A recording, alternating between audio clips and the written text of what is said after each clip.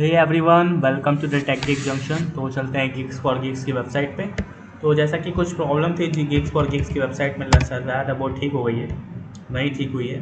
तो कोई बात नहीं, हम लोग पूरा gigs for gigs dot ORG लिखते हैं, ठीक है। ऐसे करते हुए यहाँ पर तो हम लोग कुछ ऐसे इंटरफेस पर पहुँच जाएंगे और पहले क्लिक करते हुए प्रॉब्लम ऑफ द डे पर सीधा क्लिक कर देते हैं। तो हम लोग सीधा प्रॉब्लम ऑफ द डे पर सेक्शन पहुँच जाएंगे, ठीक है। तो आज डेट है 4 अप्रैल और आज के प्रॉब्लम का नाम है अनडायरेक्टेड ग्राफ साइकिल, ठीक है। तो हम लोग के पास टोटल 9 की स्ट्रिक है और 94 गिगबिट्स हैं। वाह, वेरी नाइस, ठीक है, अच्छा लिख रहा है लिखने में। और मैं कोशिश करूँगा कि जो इस बार वाला जो मेरा अप्रैल का स्ट्रिक है मैं उसको पूरा करूँ, ठीक है। 1 2 3, आज 4th है। चलिए सॉल्व प्रॉब्लम क्लिक करते हैं, हम लोग अपने सॉल्व प्रॉब्लम के सेक्शन पर पहुँच जाएंगे। और आज के प्रॉब्लम का नेम है अनडायरेक्टेड ग्राफ साइकिल, ठीक है। चलिए उसको एकदम सिंपल समझते हैं। तो हमारे पास क्या है कि एक अनडायरेक्टेड ग्राफ दिया गया है। ग्राफ में वी यानी वर्टिसेस दिए गए हैं, यानी टोटल कितने नोड्स हैं, वर्टिसेस मतलब ये, और एजेस, ठीक है, एजेस दिए गए हैं, मतलब किस किस नोड के बीच कनेक्शन है, ठीक है। अब जैसे एजेस ऑफ आई, ठीक है, edges of i equal to u v का मतलब है यू और वी के बीच कनेक्शन है। तो हमें चेक करना है कि ग्राफ में कोई साइकिल है या नहीं है। साइकिल आखिर होता क्या है? तो साइकिल मतलब अगर हम किसी नोड से चालू करें और घूम के वापस उसी नोड पे पहुंच जाएं बिना एज को 2 बार यूज़ किए, तो उसको हम लोग बोलेंगे साइकिल। अब जैसे कि आप यहाँ एग्जाम्पल देखें, यहाँ पर हमें कुछ इनपुट दिए गए हैं, ठीक है। एजेस आप देख रहे हैं, b equal to 4, e equal to 4, और एजेस आप भी देख रहे हैं। तो यहाँ 0 1 2 0 साइकिल बन रहा है ना। 0 से 1 गए, 1 से 2 गए और 2 से फिर 0 पे आ गए, ठीक है। ये एक साइकिल है, क्योंकि 0 से चालू करके घूम फिर के 0 पर आ गए। तो कब ट्रू रिटर्न करना है? अगर ग्राफ में कोई भी साइकिल मिला तो रिटर्न करना है ट्रू। कब फॉल्स रिटर्न करना है? अगर पूरे ग्राफ में कोई भी साइकिल नहीं है तो हमें सीधा फॉल्स रिटर्न कर देना है। तो अगर पूरे आसान भाषा में समझें पूरा, आज तो ग्राफ दिया गया है, देख भाई उसमें ऐसा कुछ करना है, कोई ऐसा रास्ता है या जहाँ किसी नोड से चालू करके घूम के फिर से वही आ जाए बिना किसी एज को रिपीट किए। अगर हाँ तो साइकिल है, वरना नहीं। तो चलिए हम लोग कोड को समझते हैं। तो यहाँ एक क्लास नामक सॉल्यूशन ऑलरेडी बनाई गई है, ठीक है। ये एक नॉर्मल कॉम्पिटिटिव प्रोग्रामिंग का स्ट्रक्चर होता है, ठीक है।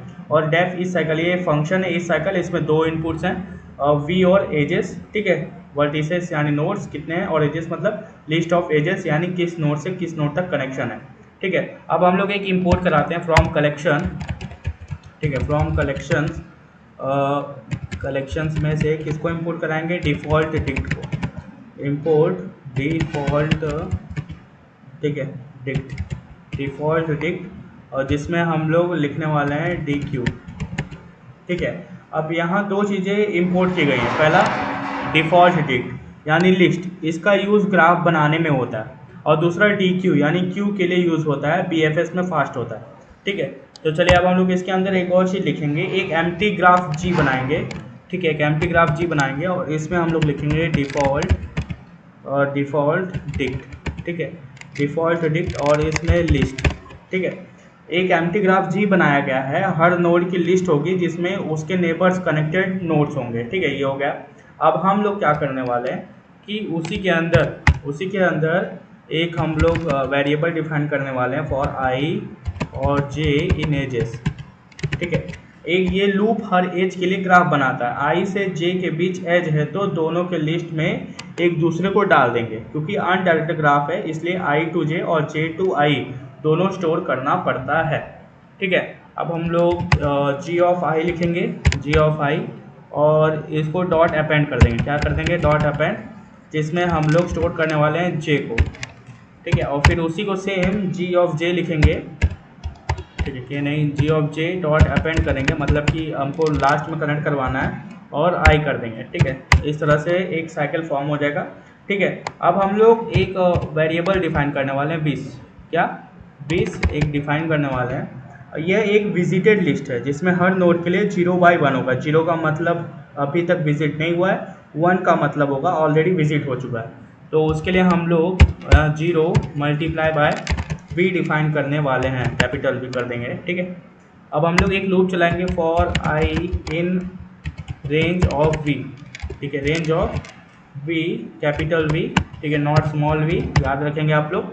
और फिर अगर विजिटेड नहीं हुआ है, ठीक है, हर नोड को चेक कर रहे हैं यहाँ पर, अगर वो नोड अभी तक विजिट नहीं हुआ है, ठीक है, if not visited of i, visited of i अगर हम लोग नहीं विजिट हुआ है तब क्या करेंगे कि हम लोग डी क्यू यानी घुमाते रहेंगे, एक क्यू बनाएंगे बी एफ एस के लिए, उसमें स्टार्टिंग नोड आई डाल देंगे और -1 मतलब इसका कोई पेरेंट नहीं है, ठीक है, q equal to append q equal to d q, q equal to d q, ठीक है, डी क्यू हो गया। और फिर हम लोग आगे क्या लिखेंगे कि क्यू को डॉट अपेंड कर देंगे और फिर यहाँ पर आई और फिर -1, ठीक है, -1 हो गया, ठीक है। और फिर इसके बाद क्या करेंगे, विजिटेड ऑफ आई, ठीक है, visited of i equal to 1, ये हो गया, ठीक है। और फिर हम लोग एक कंडीशन लगाएंगे वाइल क्यू, ठीक है, इसके अंदर लिखेंगे जे और फिर के, दो वेरिएबल डिफाइन करने वाले हैं, और पॉप कर देंगे पॉप लेफ्ट,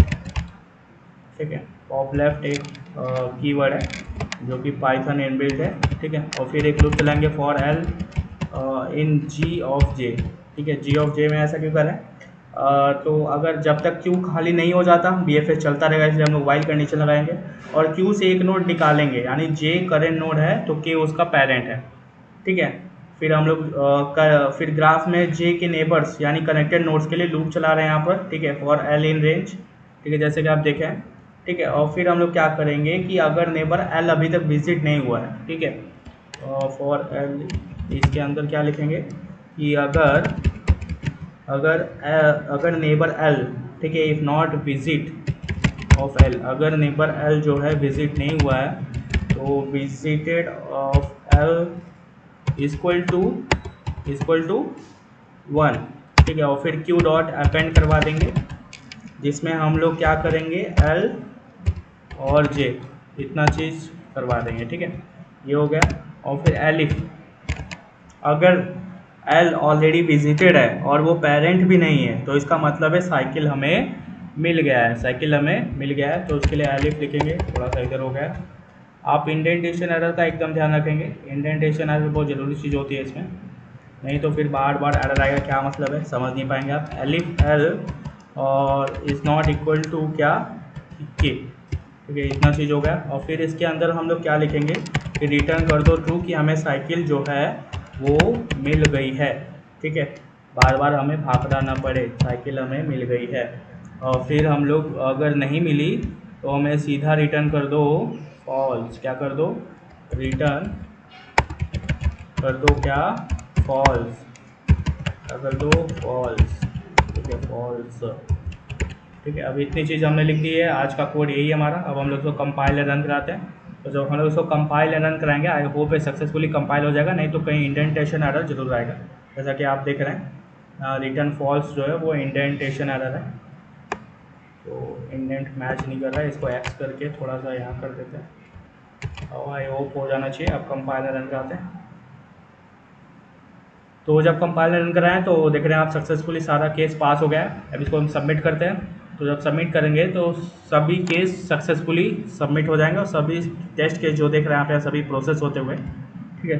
टेस्ट केस पास होना बहुत ज़रूरी होता है कॉम्पिटिटिव प्रोग्रामिंग में, और इससे आपकी प्रॉब्लम सॉल्विंग स्किल बढ़ती है, ठीक है। तो इसी तरह से आज 10 डे की स्ट्रीक हमने कंप्लीट की है। So till then keep learning, keep growing and keep watching the tech gig junction. Thank you for the watching and don't forget to subscribe.